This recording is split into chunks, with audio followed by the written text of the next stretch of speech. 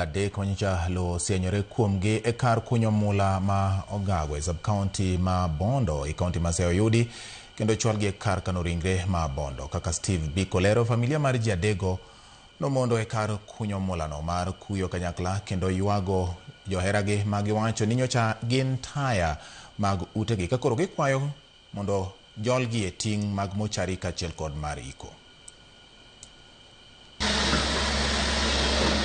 Tayo chenro modich mar manyo ringre jokuny mula adek manyo lo senyore kuomgi. Gikone to chenro no ne orumo dhiambo manyoro bang' yudo ringre jal mar adek ma en owadgi jal machielo mane ogol e chuny odiochieng' tir. Okinyi ma kawuono, familia, anyuola, wede kod osiepe mag ji adek manowito ngimagigo noyore dho bur mula ma Ogago kendo ywago joheragi e yore mopogore. Otieno weya gi nyithindo adek, to nyithindo gi be pok eka notergi e skul, pok ochulnegi skul fee ma be nonego be notero wuok tich, tero Nyasaye oseome. Wadwa kanoyudo masira manogole ka en sawa kendo ne en gi pasne te, to koro dakika matin manoriembo gi chien ni joma mon mondo sud chien, to ji koth be moro nobiro to ochako chwe to ji nowuok.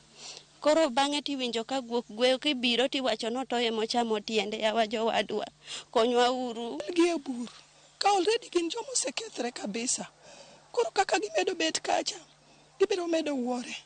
Akwayo serikal mamalo nyaka mapiny, gavana marwa Orengo, Oburu, akwayo ni mondo ukonywa. Ka koro ringre adego piel e kar kano ringre ma Bondo, anyuola go ywago pek mar kawo ting' mar mochari kod tayo chenro mar iko ni mar gidong' kod fuok malach e kindgi. Okoyot to gi nyithindo ma wajane mane jonyuol gi osetho ok gin maber, ok wan maber kaka familia.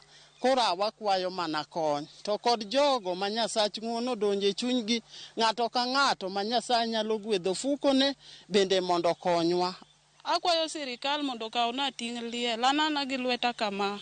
Sirikal yie ikonya, aonge gi ot dala, yuora be onge gi ot.